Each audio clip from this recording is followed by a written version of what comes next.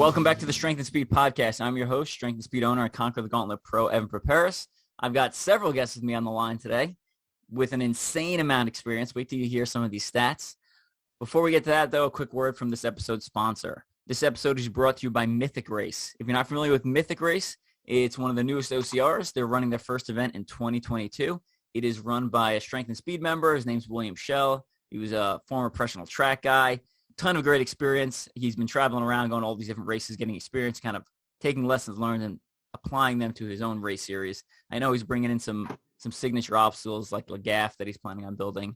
And if you followed OCR America 2, when Hell Freezes Over, day 7 was actually on his property, and we actually used obstacles that he built. So that's not where the race will be, but it's just showing you that he knows what he's doing. He's built races, or he's built obstacles before, and it's going to be someplace in the middle of Missouri. I think registration is actually open. I'm going to go find that link and drop it in the show notes below. All right, let's get to today's episode. So I'm joined by 3 guests, like I said, with an insane amount of experience. So first, I got Francis Lackner. He's 117 times Tough Mudder. So he's done 117 events. His first Tough Mudder was Wisconsin 2012. Favorite obstacle, Funky Monkey or Mud Mile or Double Rainbow. If we're talking world's toughest, which I agree with you, Double Rainbow was awesome. And then he's done 10 regional toughest mudders, 4 world's toughest mudders, and 11-time Everest Angel. He's also the smallest of the Everest Angels, which will be relevant in a couple of minutes. So, Francis, welcome. Thank you. Good to be here. All right, and if you thought 117 was impressive, I got Ryan Creagh. He's done 131 tough mudders, which includes every world's toughest since 2013, 9 toughest. He's also at the first ever Tough Mudder Pennsylvania in 2010, which is insane. We're going to ask a bunch of questions about that. And favorite obstacle changes every year. So, Ryan, welcome. Well, thank you for having me. And then finally, we have Joe Van Tassel, or JVT, as most people call him. 163 times Tough Mudder. First Tough Mudder was in 2013. A favorite regular event obstacle is King of Swingers. So, Joe, welcome. Hey, thank you for having me.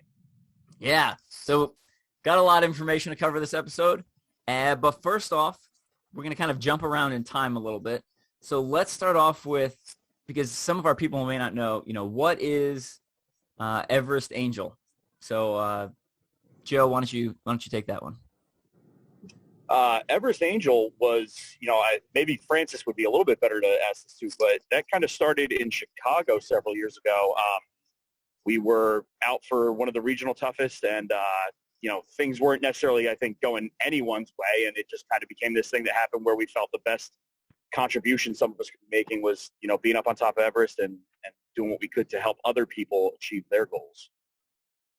Yeah. So, Francis, tell me a little bit about, for our listeners who may not be super familiar, right? Like Everest is the quarter pipe at Tough Mudder, and you guys stand up there pulling people up all night. So during one of these, it used to be 8, now it's 12-hour. How many people are you pulling over Everest?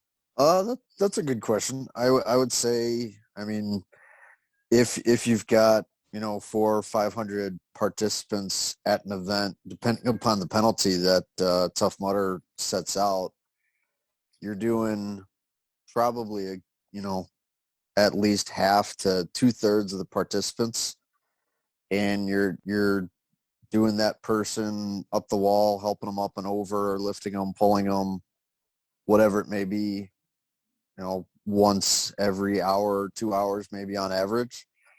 So a good thousands of people essentially over the course of the event and the overnight period of time. Yeah, so you guys are up there pulling people up, helping people achieve their goals, which is awesome. And I love seeing you guys up there. It brings a smile to my face every time. And we're going to talk a lot about Everest Angeling, but we're going to jump in the way back machine first and start off with the first Tough Mudder ever. So, Ryan, you were at the first Tough Mudder ever. Tell me a little bit about that experience. So nobody really knew what they were getting into on the first one because they did a lot of advertising. It was a kind of new in the United States. It was based off of Tough Guy in England, but I'd never heard of it before signing up for it. And they were saying it was going to be the toughest event in the world. It was going to be so hard designed. But, they had the sales pitch for a few years, but, at first you kind of believed them. And it was hard. They had it on a ski slope, which is kind of like a signature move of Spartan Race, but Tough Mudder used to do it more frequently. And I was terribly out of shape, so it was real hard for me. It didn't turn out the way they expected it to, because they said it was going to be freezing cold and this and that, and it wound up being a 70-degree day. So certain snow elements and water elements didn't quite work out the way they wanted to, and some things were kind of slapped together, and it got people certainly interested enough to take another shot at it the next year. And later on that year, they did a few other events later that year. But it had more of a kind of, people slapping it together and seeing what works kind of feel to it. Gotcha. Yeah, so it did sound like they took a good play out of the tough guy playbook there, especially with hoping for the cold, because I know that. They were trying to. The walk the plank, if everyone remembers that, supposed to be like a 12 or 15-foot platform. It was 3 feet off of the surface of the water that year. Berlin walls were still as tall as they ever were. They had 3 at the time. They had this big plastic slide that people were trying to go down the hill into this pond, but it ripped open. Things weren't really, tested back then. They were just kind of like invented in your mind, and then they built it on the course. Did they have any upper body obstacles, like monkey bar type things, like Funky Monkey? No, that was Funky Monkey didn't come until the next year. The first time I did it was in 2011, and they didn't actually have it open in 2011. Before they lined the pits, they used to just dig holes and fill it with water. And up on the mountain, that didn't really work. It drained out. They closed it before I got to it in 2011 because someone dropped off the top and popped a bone out of their shin. That'll do it. They didn't have safety people until I think like 2012 or 2013. I'm pretty sure. A lot of things. It was a small company, and so they kind of learned by making mistakes. They learned things the hard way at first. Yeah, absolutely. And for those of you who've seen behind the scenes now, it is a massive undertaking now, which I'll talk a little bit more about that later. Yeah, it's insane. So when you went to that first one, were you like, all right, this will probably be a local thing, or were you like, oh, they've got something special here? What was I thought they got something special there. There was a lot of media advertising at the time, and it was like my first, I hadn't even done a 5K. I was, go big or go home at the time. And I really had never done any mountain stuff. And so I'd been doing a lot of elliptical things, thinking, hey, I got the setting pretty high. Surely this is similar. Yeah. But it was not. That's so cool. Yeah. That's wild to see what it's become now. And the Tough Mudder wasn't the only one that learned their lessons the hard way. I was in that group. Yeah, that's pretty funny. All right, so each of you is fairly, I think, fairly easily identifiable on the course. So I want to talk a little bit more about you guys personally before we start talking a little bit about some of the great stuff you've done. So Francis, you're very recognizable from a distance because you're always carrying a giant rose. So tell me a little bit about, what that rose represents and kind of why you do that. All right. So a bit in the way back of 2016, my mom was diagnosed with cancer. And during her treatment, I gave her a plastic rose, and it was her forever rose. And the idea came from the song "One More Day Above the Roses." And so in that song, it kind of it gives the details of live every day to the fullest, each day is a gift, and celebrate that day. And so when she was going through her treatments at night, it was kind of her darkest time, not just because the sun was down, but she was always more of a night owl, and visiting hours are over. Doctors are essentially gone. The nurses aren't really making rounds. Everyone's quiet down. And so she would just kind of be quiet in her room, waiting for the next day for when we would come visit. And I didn't like the fact that she was essentially just staring at the wall.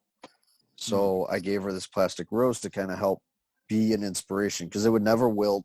It would never die. It would never fall away. It would always be there staring back at her. And she could stare at that to remind herself that when the sun did come up, it was another day above the roses. It was another good day. And so when she passed away in 2017 and is now forever cancer-free, I wanted to continue bringing that kind of shining light, that inspiration to people on course, and to remind myself and everyone else that each day that we get is another good day, because it's another day above the roses. Love it. And thanks for sharing that. And yeah, I love that you're like, she's forever cancer free. That's awesome. And I think the fact that you're still honoring her like this many years later and kind of remembering her memory, I'm sure would make her very proud. Yeah, and I like to look at it that way, and not that she was defeated by cancer, but more that she's forever beat it. It will never come back to hurt her again. Love it. And I know you've done some fundraising for St. Baldrick's and Make-A-Wish. Can you tell us a little bit about that? Yeah, I've done this year specific. I did St. Baldrick's raising. We've now I completely shaved my entire head, so hair, beard, and eyebrows. JVT was a little reluctant on the eyebrow part. And then for Make-A-Wish, we've raised over $2,500 now. Nice. And again, this is all to it's to help kids, because they should be allowed to be kids and not have to worry about cancer treatments or other critical illnesses that are robbing them of their childhood. Because when I went through my little bit of cancer earlier this year, it was truly saddening to think that there are kids in this world that are more experienced and more understanding of treatments, the medical industry as a whole, than I am as a 35-year-old adult. So I wanted to do something to try and give back to children, to give them their best chance at being kids again. Love it. And you broke up for a minute. How much did you say you raised for St. Baldrick's? St. Baldrick's, we've raised over $3,000 now. Nice. Good stuff. All right. Jumping over to Joe. So, Joe, I feel like you're identifiable because you wear these shorts, and I'm not sure how I would describe them, but they're unique looking. So what's the deal with your shorts there? I've bounced around a little bit the last few years, but I actually I found these shorts. They were like these star-spangled looking things. They're lacrosse shorts, actually, and I really like them because they held up great. They're Flow Society. That's a good brand. Give them a shout out, I guess. But I picked them up online actually because my first Tough Mudder, I was doing it with a couple other people I worked with. So we all went out wearing these same shorts, and that was the thing. And then from there, it just, every time I've had to replace them, only a few times in the past couple of years, they've taken a pretty good beating. I've tried to stay in kind of that red, white, and blue motif, and there's been, the Eagle shirts, and I carried the flag for a pretty good portion of the season there, at least on, one event per weekend. So it's been kind of just the American red, white, and blue theme for a while there. That's been my theme. I've been a little bit more low-key this year, but I also didn't actually know at the beginning of the season how many events I was going to make it to and how much kind of sneaking in and out I was going to have to do because I'm on a little bit tighter schedule. So, I've been still keeping with the shorts as much as I can. And I actually have a fresh pair of the originals that I finally found that I'm waiting for a special occasion to break out. We'll see what that turns into. Maybe Worlds, maybe something sooner. Nice. And Ryan, I see on your profile picture, both on, you had it for a while on Facebook, and now you have it on your Zoom logo there. Yeah, at one point you were carrying like a tire and a chain for Spartans, it looks like, an OCR. Yeah, that was for Spartans. That was in 2012, 13, and 14, getting ready for my Spartan Death Race events. Gotcha. What'd you think of the Death Race? It was an experience, all right, but not one I could recount within 40 minutes. They started out as 24-hour events when I first signed up for it. But by the time it came around to the year I was starting, my first one was 72 hours, and my second one was 80. Oh, wow. Do you make it all the way to the end of them? Both years. No way. How did I not know Oh, this? yeah. That's awesome. Well, congrats. It was something. Thank you. What made you want to come back after making it to the end the first time? Oh, it was a good experience. It was a bad experience, but it was a good experience. It's kind of like how Tough Mudder OCR is. You met a lot of people, especially a lot of people kind of working through personal demons, and it was just kind of a way to get away from life for a little bit. Gotcha. All right, now it's let's. Hard to explain. Yep. Yeah. Before we get to that, I'm going to start jumping into Everest Angeling, but let's jump back to, right, so you each have Tough Mudders in the triple digits, which is insane. And, I mean, you're starting to approach, a lot of you are well on your way to 200. So, Francis, what keeps you coming back to Tough Mudder specifically? It really is helping other people achieve something that they didn't think they could. The events, there's not a lot that's different. When you do 15 to 30 events in a year, you're doing the same obstacles, you're doing similar courses, things like that. And for me, it's really reaching out, extending that hand and helping people truly achieve something that they couldn't.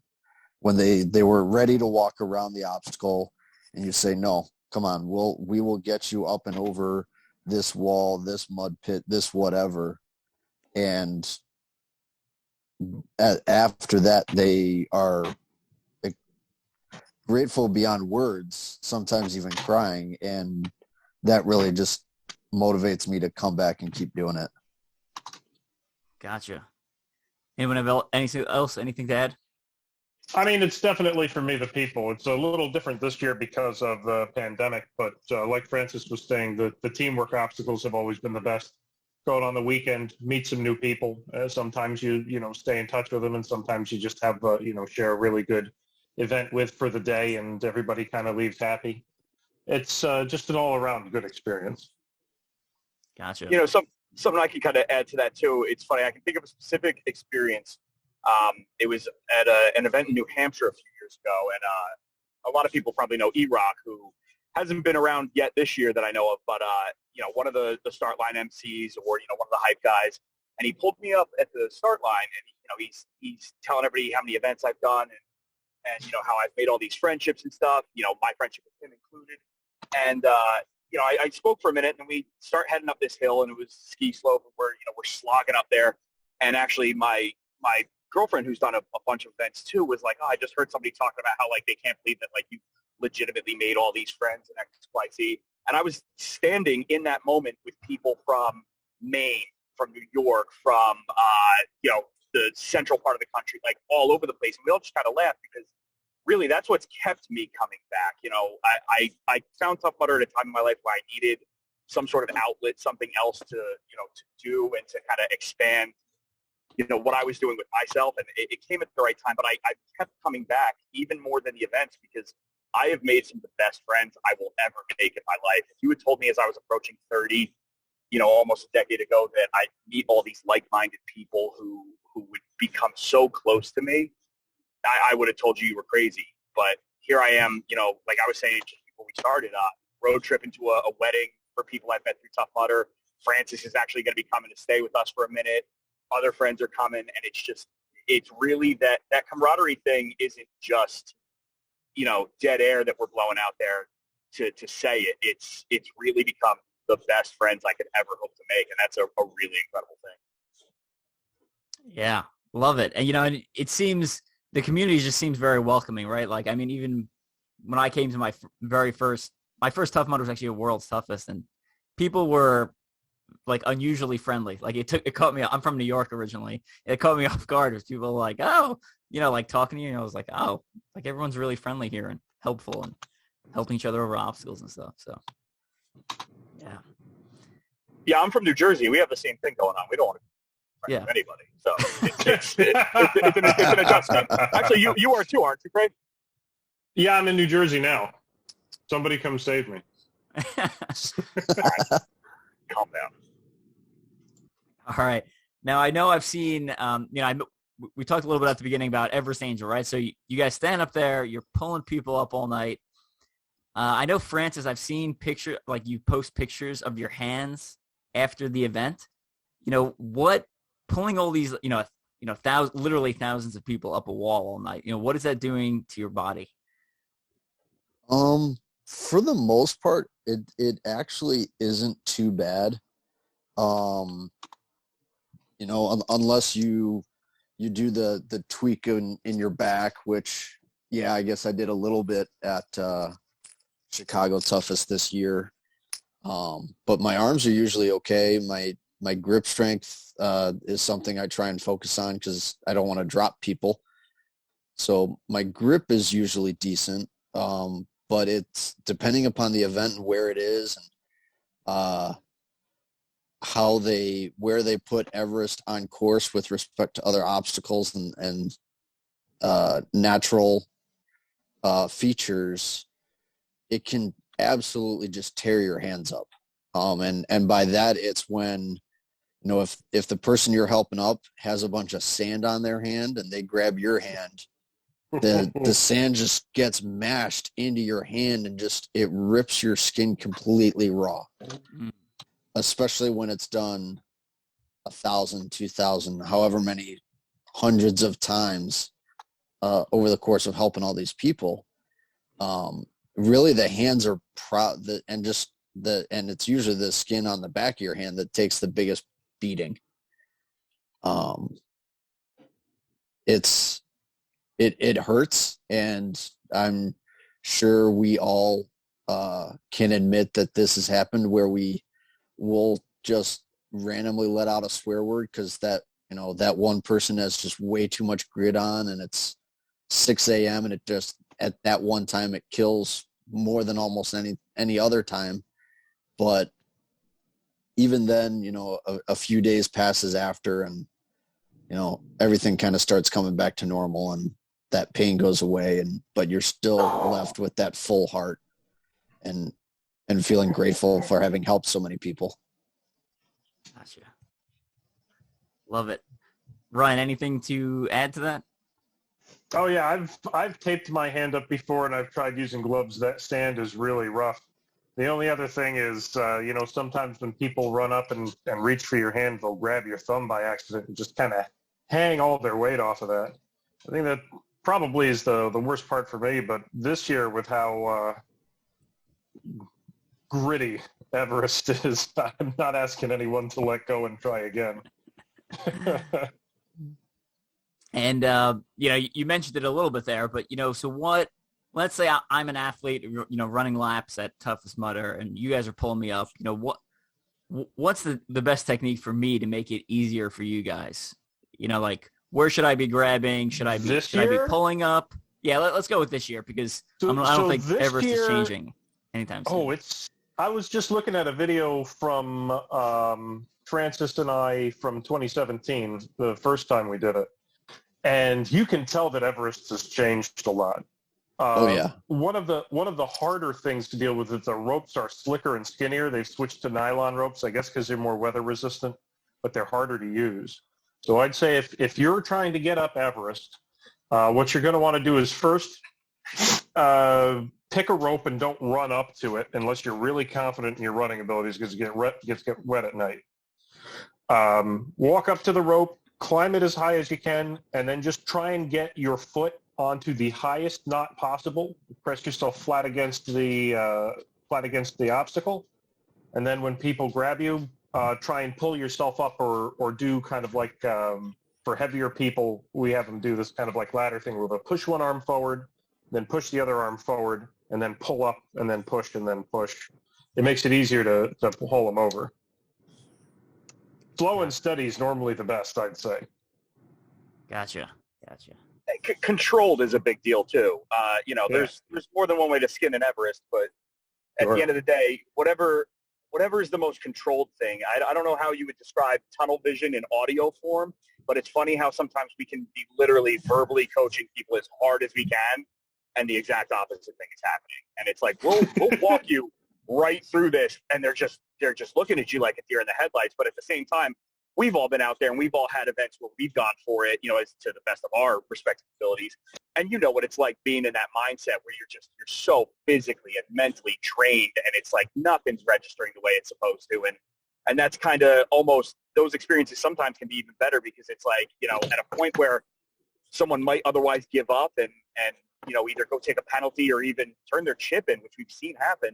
Sometimes we're able to actually like pull those people back in literally and, physically and keep their event going. And that's a pretty rewarding part of this. I would say all of that, and to be willing to adapt with us, because between the three of us and all the other Everest Angels and participants that have done or have stayed on Everest for a long time, we know a lot of different ways to get somebody up and over that wall. And that first way may not work for everyone involved. So trying it again and adapting to see what technique maybe may work better a second time is really important. And I mean, Ryan this year really just, especially with the ropes that they put up there, I mean, there's times when he's literally just the participants just hanging on the rope, and he's just pulling the rope up because they can't climb up the rope enough until, Joe and I can grab their hands and then pull them the rest of the way. So adapting and really seeing what works for everyone in that moment, but maybe taking a second moment to try again before, as Joe said, before you take that penalty, before you essentially do the ultimate thing and turn your timing chip in. I mean, there's always another way to do it. Yeah, great. And complex problem solving. Love that you guys are, got all these tips and tricks up in your bag that can help people, get to their goals. And I know the three of you are not I just grabbed three of you for the podcast because you're the names I see the most, or the faces I see the most up there. But I know there's been a whole bunch of other people that have helped you and helped the Tough Mudder community over the years. Francis, you want to give us a rundown of the other names real quick? Yeah, I'll try and do it from memory as much as I can, because I don't have the list in front of me right now. But it really is. It's a growing list, and now the Everest Angel idea of not exactly sacrificing your race, but part of your race being the idea to help others is starting to spread to other obstacles. And I think that's absolutely fantastic, especially in a competitive event where it's more everyone else against everyone else. There's still that mindset of teamwork and camaraderie. So for all the Everest Angels that I can think of, there's Glenn Brooks, there Ashley Russell, Jason Harley, Bobby Singh, Michael Bever, Andrew Blakely, Brian Herzog, Jim Campbell, Jeff Musil. There's obviously Joe Van Tassel, Ryan Creagh, Nick Shook, and I know there's more. Oh, Joe Herman. Ah, man, I almost forgot the koala. I feel Koala really Joe bad there. Herman. Koala Joe Herman. So there are many more, because while we may be at a lot of the events, there have been events that none of us have been to, and or done the Everest Angeling at. And I'd never like to leave people out of it, but I know all of those people I have intimately shared Everest with. I've shared the experience of helping people for countless hours up and over a wall where their race wasn't going to plan, but they weren't going to stop. They decided, okay, fine, I'm not doing what I need to do, and I'm going to reach out and make sure everyone else achieves what they want to achieve. And one of the last Everest Angel that I can think of is a perfect example of this. Someone, Evan, I know you know, is Wesley Kerr. Yeah. And back in 2017, the Boston Toughest, I think he was like, it was lap 4 for him or 5, somewhere in there, more than I can do. And he just wasn't having a race. Like, it wasn't going well for him at all. And he still stayed on. He decided he was going to come and stay on Everest for a while. And I think he stayed for 2 or 3 hours, something like that. Yeah, I remember seeing him a couple laps. Yeah. Yeah. And that's really where it's fantastic. It's amazing. Yeah, I know you mentioned that you've seen some of it kind of spill over to other obstacles. Like, I know at the last, was it 1 or 2 events, there was people at Mudderhorn, you know, that actually the last event, because the Mudderhorn was in reverse in Poconos. But at the last event, people were helping, you know, on a couple laps I came through, then someone gave me a boost. And I was like, oh, well, this is pleasant. I wasn't expecting that. So, all right. So, you know, you guys are up there all night pulling people up.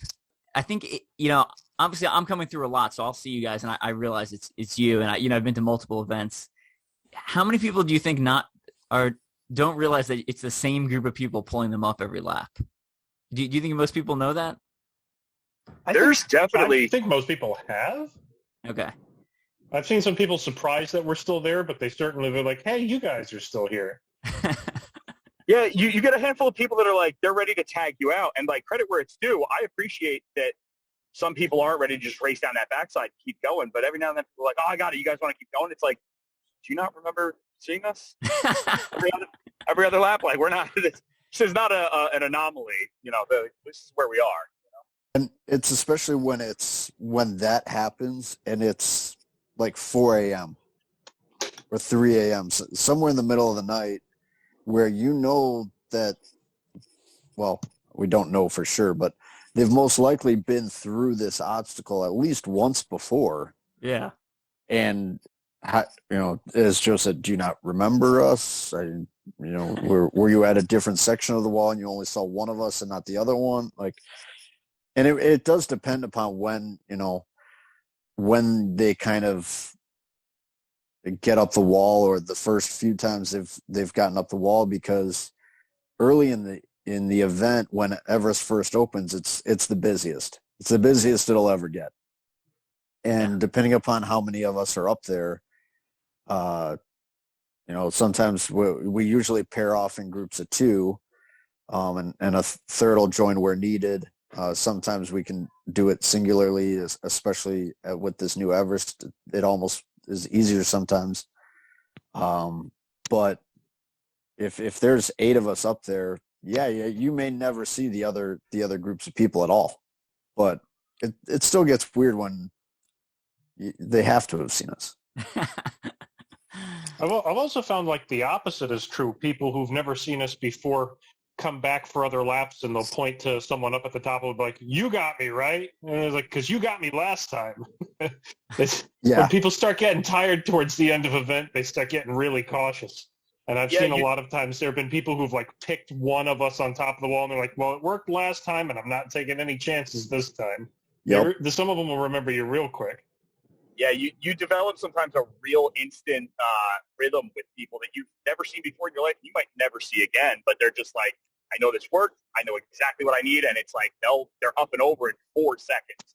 But it's every hour and 15 minutes, that person's there and they're pointing at you, and that's always kind of one of my favorite things, because I like that I'm contributing in such a way that they're like, their confidence is just like, they're there, let's do it, and they're on their way again, and it's nice to be able to, you know, to help somebody keep cranking along like that. And you'll get the people too that they won't go to anybody else. They'll be like, no, JVT got me up last time, I'm going to JVT. It's like, oh, Creagh can do it too. I've seen him. Like, I trust him. And it's like, all right, no, okay, you're going to Joe, fine. Hey, I'm always the most relieved to see Creagh up there, because I'm a big boy, and you know, no offense to anyone else, but I outweigh most of the other people that are up there. So knowing that Creagh's got me for a good pull is always a little bit of a relief. Yeah, us big boys, we're paranoid folks when it comes to people hauling us up and onto things or lifting us. For sure. Yeah, I usually beeline towards Francis just because I can identify him from far away, and Francis is my go-to, so I usually point at him. But if it looks like a little silhouette, if it looks like he's busy, I go to whoever's open. But honestly, I every time I've used any of you guys, I've gotten up no problem. So it's just I get into these rhythms where it's like, all right, this is the lane I take for this obstacle. This is the lane I take for this one. And Francis is the one I run to when I run up Everest. Yeah, you never know who's behind him, though. You might have Joe Herman there hanging onto a leg, making sure everything's going the way it's supposed to. The unseen heroes sometimes, out of sight, out of mind, but still doing their part. Yeah. Yeah.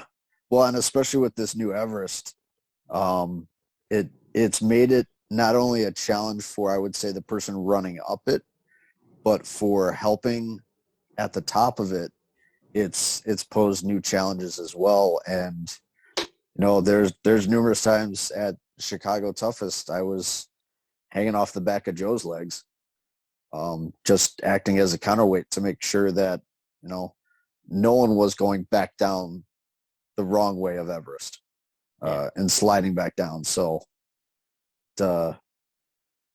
it's teamwork all around. Gotcha. So, Ryan, if someone's listening to this podcast and they're like, oh, this is something I want to be a part of, I want to become an Everest Angel, I want to help you guys, what's the process? Do they need to reach out in advance? Can they just show up and plop they private message me. I give them an address to send $200 in an envelope. And then I give them the secret handshake. Honestly, I'm not the one to ask you about that. Most of the time that I've done it, I've kind of shown up and joined the group last minute. Gotcha. There's only been once or twice where I've been up there by pre-arrangement. Francis, I think, tends to get a lot of that together. Francis, what do you got to say about that? I've gotten it kind of multiple ways. I've had people message me before an event saying, hey, I think I want to do that this time. And we actually had one of our newest Everest Angels, Troy, and I can't believe I forgot him because the event was only 2 weeks ago, but Troy messaged me thinking, hey, I don't think I'm going to really do this. The event normally can I join you guys for Everest Angels? And I don't own the obstacle. Tough Mudder does. And I may have spent a lot of time up there, but I encourage everyone that wants to do it, show up. Just make sure you've got some food and fluids, because 10, 12 hours just staying in one spot unsupported it can suck. And the only reason I know Ryan and I both know this is that's kind of how our first Everest Angel occurred. It was on our second lap, completely unplanned, and we stayed there for 5 hours. Luckily, we had people that were willing to just give us some of their food and snacks and beverages that they had brought through the course for themselves. And so things are getting a little hairy up there at that point. I remember us like splitting half bars of like protein bars and gel packets. That was half eaten from somebody else. Alternating swigs from a bottle. Yeah, it was not well planned whatsoever. But I mean, we've had people just, find us at the start line that have just met up at the obstacle, and they're like, oh, we were planning on doing it too. And I'm like, cool. The more hands, the better. It makes it easier for everybody. Nice. And I don't think if somebody wants to know more about it, totally feel free to message me on any of the social media, but just do it. Plan your event and have a blast doing it. Just, get out there. Do you guys get cold sitting up there, or are you working enough where you're generating enough body heat to stay warm? I think JVT's got a great story for this. I have definitely learned my lesson the hard way. The first few times I did it, I didn't plan to actually do it. It just turned out like Glenn had M&Ms and I'm easily distracted. But it's definitely like I think I had my best contribution, my most successful event this past time in Chicago, because I learned a lot in Poconos. showing up wet and just, you're great for like the first 45 minutes, an hour if you're coming into that, after coming out of water obstacles. And then that cold sets into your bones, and the next thing you know, you're wrapped up literally in the signage from Everest like a big dumb burrito, not contributing anything, and actually almost hurting the situation because luckily they were nice enough to close some of the lanes for me so that I could lay on the backside of it. But yeah, if you want to do it ahead of time and that's part of your plan, get yourself a small dry bag, stuff a quick change of clothes in there, and throw on a pair of dry shorts and a t-shirt, and you could be up there in the 50s and you're working enough that you're staying nice and comfortable. And at the same time, if you show up and you're wet and it's 75, you might end up freezing your butt off while you're up there. So a little bit of pre-planning will go a long way towards that if it's something you want to do. And if it's not part of your race plan, but it comes into focus, like Francis was talking about with Wesley, then, embrace that. Do what you can. And if you contribute a little bit, that's incredible. You're going to make someone's night. There's so many people that reach out to us after this, like, you guys helped me so much. I'd never seen this before, but you're the reason I kept going. You guys got me over that. Chicago, they were doing this bear crawl penalty that we were watching kill people. And the fact that we can keep some people's race going by letting them not have to do that thing, that's huge. So if you even contribute that to just 1, 2, 3 people, whatever, it's, you don't know what a difference that might make for someone else's event, for their experience, for their Tough Mudder. That could be the thing that brings them back. Yeah, I've had participants reach out where, and I would say probably the biggest one outside of World's Toughest Mudder, and Ryan, I don't know if you'll agree on this, but it was at the Chicago 2017 event where the penalty was something like a half mile. It's like a half mile walk, yeah. Walk, run, sludge, whatever you wanted to call it, and after the event, people were coming up to us saying, "You're the reason why I got contender status. You're the reason why I made my goal. You're the reason why I'm on the podium." And I was in shock. I was like, what do you mean? Like, I was just up there helping.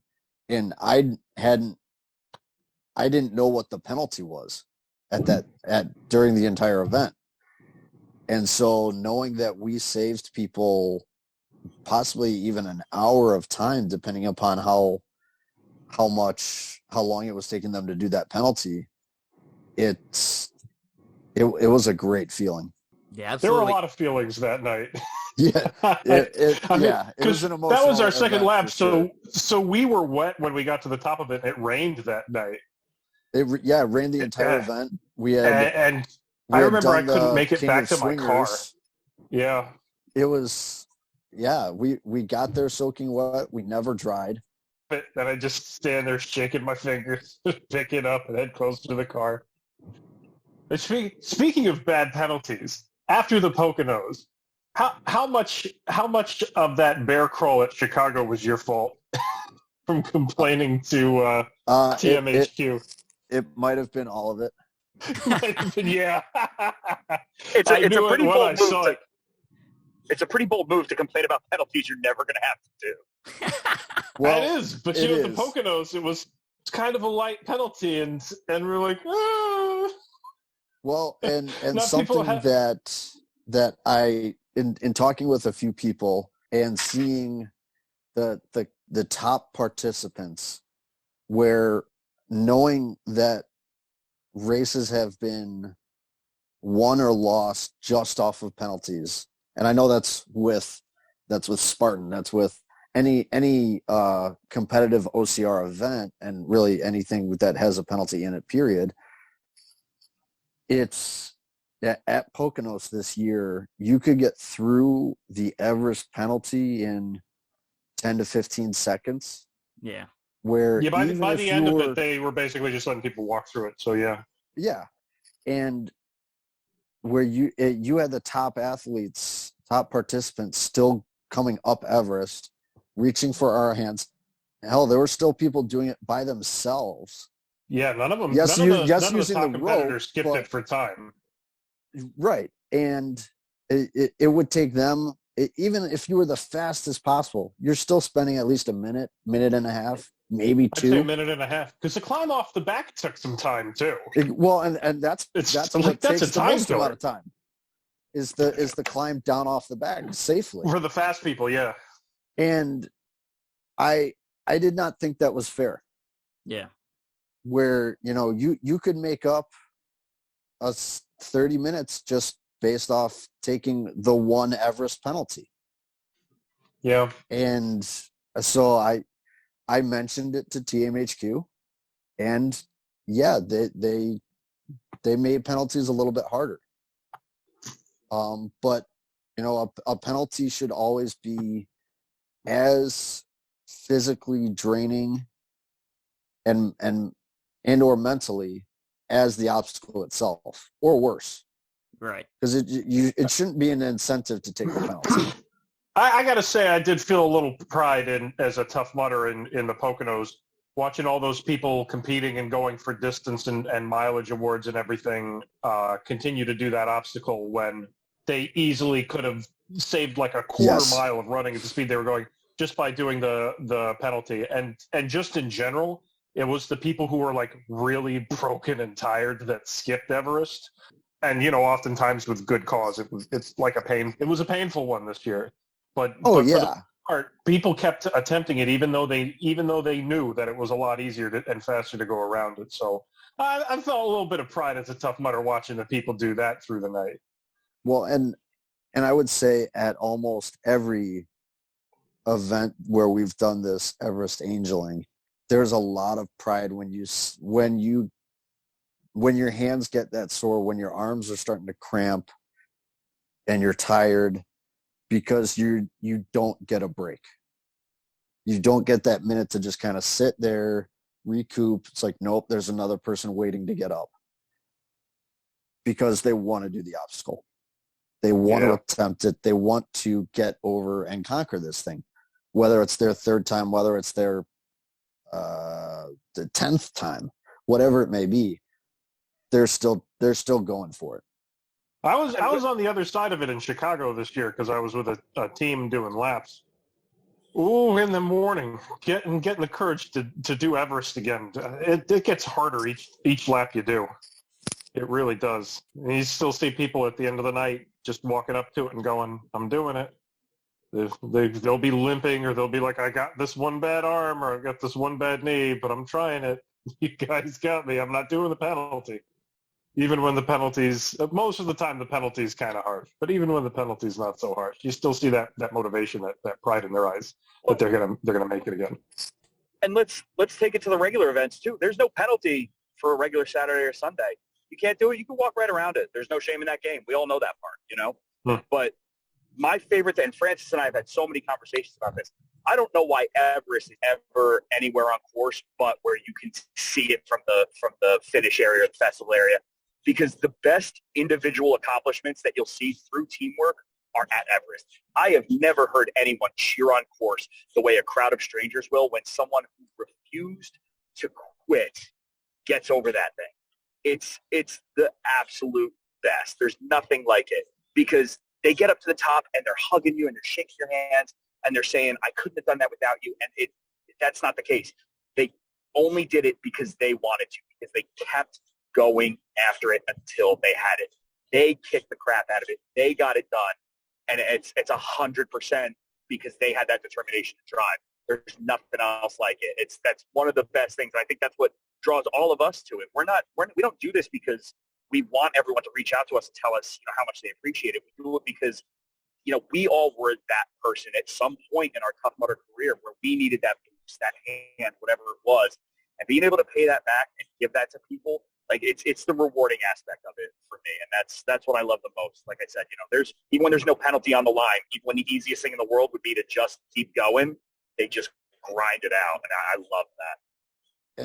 And the one thing I'll add to that too is we've helped, I would say, just about every type of person up and over Everest, whether you're small, big, disabled, not disabled, whatever it may be. We've helped just about every single person you can think of up and over that wall. And the only person that won't make it up over that wall is the person that doesn't want to. that give up. So as long as you're not going to give up, we won't give up either. We'll get you up over that wall one way or another. We'll adapt as a group to get you there. But you have to want. Love it. Absolutely great input. And I know every one of my placements and, mileage goals, like you guys have played a portion of that, right? Like I would not be there without, you guys helping me. So personal thank you from me. Absolutely. And then on top of that, you were talking about some of the penalties being not super hard, which one, I completely agree with you. And two, even if the penalty's not bad, like when I get over Everest, like I still feel good, right? Like it still feels like I accomplished something, and it feeds into like a positive feedback loop for my race, right? So like if I'm knocking out obstacle after obstacle and I got to Everest and like had through the penalty, even if it wasn't bad, it chips away at some of that motivation. So, going into Everest back in like some of the early races, when you guys weren't up there, or I didn't know you guys were going to be up there the whole time, it was a little point of stress, right? Because I'm like, all right, well, what am I going to do to get to Everest? Or like, am I going to be able to make it up every lap?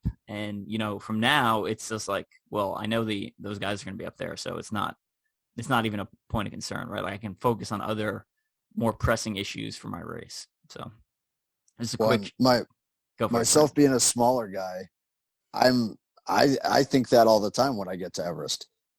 I have soloed Everest. I've done it a bunch of times, but every time I walk up to it, I'm like, is today the day that I'm not going to be able to do it by myself, or I need that hand.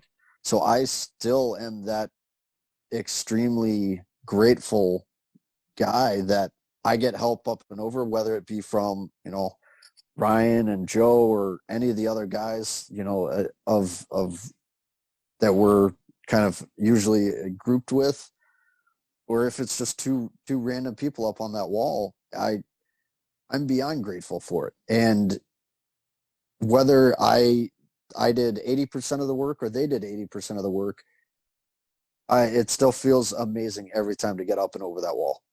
Absolutely. All right, we're going to start wrapping things up. Before we get going, we'll have two final questions. So where can people find you guys? Like what events are you going to be at, whether it be Tough Mudder or if you're going to any other OCRs for the rest of 2021? We'll start off with Francis. I think this year it's starting to wrap up quick. The only other events I most likely will make it to this year is going to be where I plan to get my fifth World's Toughest Mudder and also be Everest Angeling again there for 24 hours. Gotcha. Ryan? I got New Jersey, Pittsburgh, DC, and Worlds left. And I'm trying to see if I can work it out with work to make it down to Florida in December, because that would actually be my first tough birthday weekend Tough Mudder. I think that would be pretty cool if I could do that. That's also the Spartan Tough Mudder weekend, right? It is. That's the Spartan Tough Mudder weekend. Yeah. And at Worlds, I'm not going to be Everest Angeling. I'm with a group, same group from last year. My partner Dee and her sister, and possibly if I see Tom Manning again, we're going for hopefully 35 this year, which is our stretch goal. And we're looking forward to see how it looks out in Nevada again. Yeah. JVT, what do you got? I definitely got Pittsburgh. That's my home course. Looking to do DC, signed up for Worlds, and then I'll actually be staying out in the area. We'll do Laughlin the following weekend for the regular event. We're also actually going to be trying to make it out to Seattle, and my girlfriend and I are going to do the overnight. We'll try to be up there on Everest, helping everybody out like usual. Kind of came together at the last minute. Mitchell, one of the TMH2 people who's been really great, was talking to Francis and I at the end of Chicago, and he kind of put that worm in my head to try and get out there, so we're going to take a stab at that one. Nice. All right, now we'll kind of close it out with, tell us one thing people would be surprised to know about you. So we'll start off with Francis. Something that they would be surprised. Everest is not my favorite obstacle. As I mentioned before, every time, being a short guy, especially that they've made it taller this year, it's hard. So while I love helping on it, I hate doing it. I just every time I get to that obstacle and it's not open yet for a toughest, and I can climb up the backside with my gear pack, that lifts me up. I'm like, oh, I didn't have to do it. I'll help all you guys do it, but I didn't have to do it. And I think we mentioned your favorite obstacle is double rainbow. Was that correct in the bio? Yeah, it is one of my absolute favorite obstacles that I've ever done. I agree with that. So if people don't know, essentially it was double King of Swingers, right? So it's that lever bar, right? So you jump on, grab it, and then you connect to another one, and then you essentially instead of falling into the water, you essentially run off a giant inflatable pad. Yeah. So. And the first, I think 2 times I did it, I failed it, and that sucked.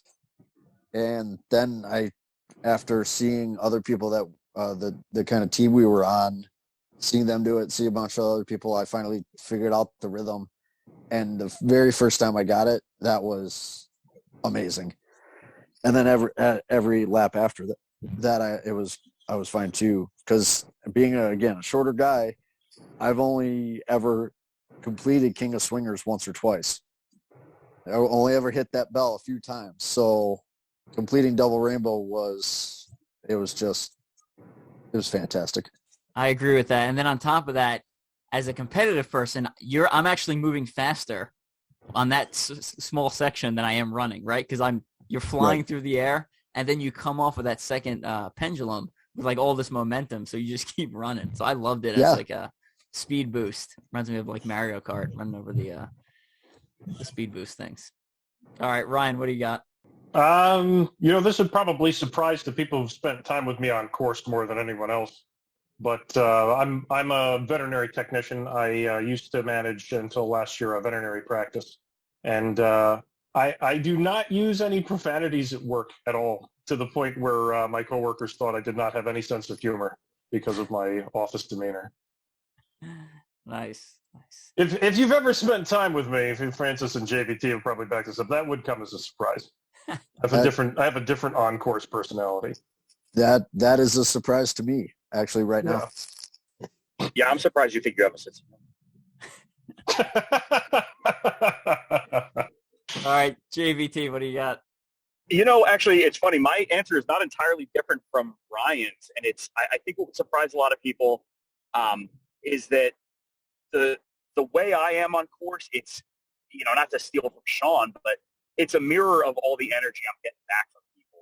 Tough Mudder has for years now been my leisure activity, and it's a reciprocation of the way that this community has made me feel. And it's, I run into a lot of people that think that I must be like this all the time, and it's not always the case. And it's just, I'm so lucky to have found this thing and to have these experiences, and it's just such a reward. I think that would surprise a lot of people that, this is not who I am every day, but it's who I get to be because people give that to me, and I'm really grateful for that. Gotcha. Good stuff. All right, well, thank you guys for joining me. It's been great to find out more about you guys and all the great work you've been doing and contributing to the Tough Mudder community. Any final shout-outs you want to give? Friends, families, etc.? Again, we'll go around the horn real quick. Francis?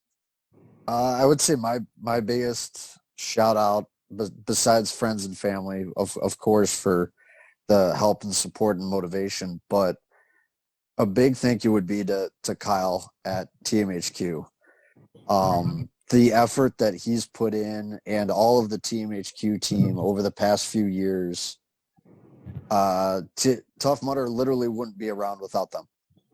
And the continued effort that he puts in at every single event, he'll be walking around. Yeah, he's the CEO, but he'll stop if there's a huge line at check-in. He'll be checking people in. If something needs to be done on course, I've seen him mending course tape, setting up for a toughest overnight. He literally is doing whatever is needed to get done. And he is truly a leader on event day. Yeah, he's so responsive.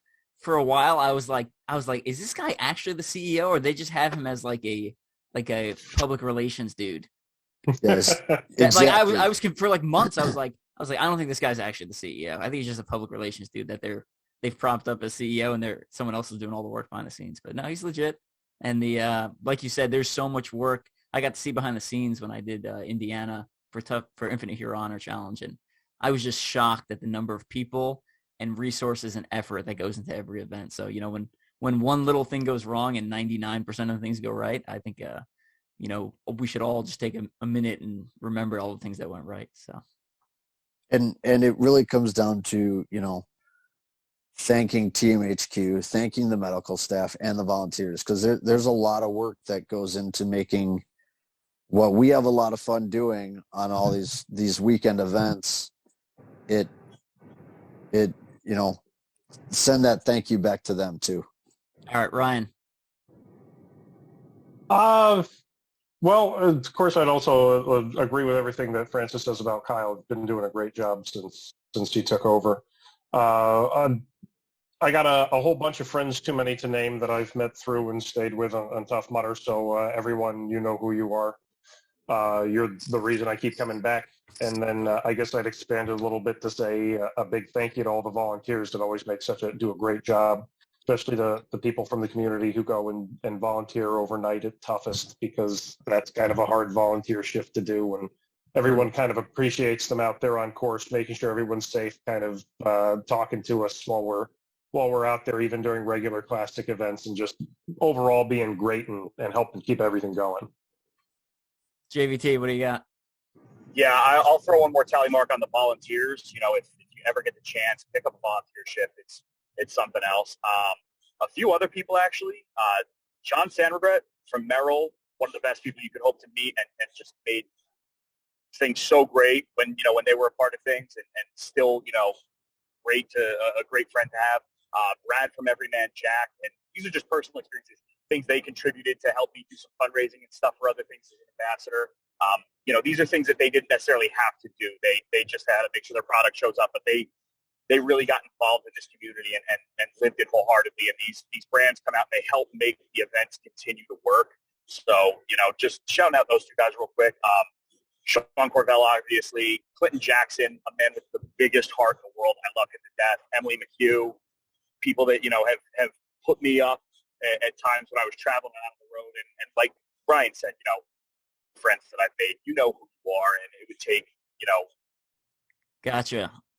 Again, thanks. And for those of you who headed to Toughest or World's Toughest, want to pick up leg mitts, teamstrengthspeed.com. We got small, medium, and large in both extreme and lights available on our website. If you want some good information to help you prepare for Toughest Mudder or World's Toughest Mudder or Spartan Ultra Beast or any kind of endurance obstacle course racing, also on Amazon and on teamstrengthspeed.com. There's the Motoring Guides Ultra OCR Bible, so kind of the most comprehensive guide available, and actually the only book on the topic. So you can check that out.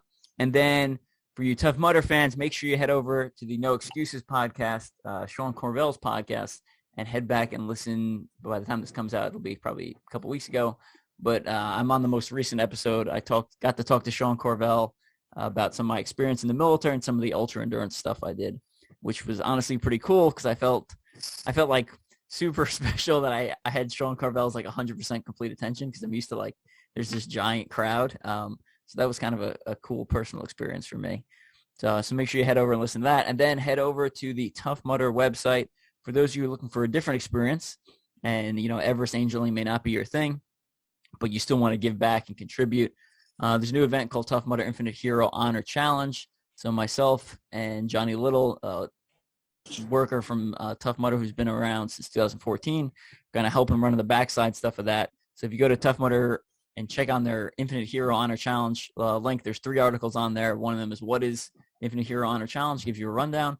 The other one is, what are some of the challenges you'll face, kind of describes a little more details about the event. And then the other one is like, where's the inspiration coming from and who are the people kind of running this thing. So definitely head over and check that out. I know if you have a Tough Mudder season pass, you can essentially get the entry into the event for free, but you still have to do the fundraising for Infinite Hero Honor Foundation, which provides mental and physical support to veterans of the military there. So lots of great stuff coming down.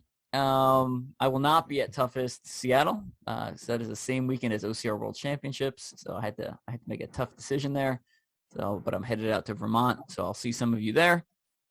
And other than that, I will see you at Infinite Hero Honor Challenge events, and I will see all of you at World's Toughest, obviously, because that's the biggest event of the year for me. All right, I think that's a good rundown.